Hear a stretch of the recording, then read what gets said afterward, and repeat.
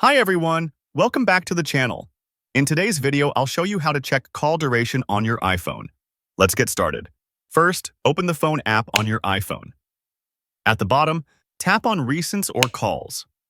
Here, you'll see your entire call history. Find the call you want to check, then tap on it. This will open the call details screen. Right under the contact name or number, you'll see the call duration, showing how long the call lasted. If you want to check the duration of older calls, simply tap on Call History. This will open your incoming, outgoing, or missed call. And if you're looking for your total call time, open the Settings app. Tap Cellular, then scroll down to Current Period. Here, you'll see your total call time for the billing period. And that's it. If you found this video helpful, don't forget to like, subscribe, and hit the bell icon for more practical tips. Thanks for watching, and I'll see you in the next video.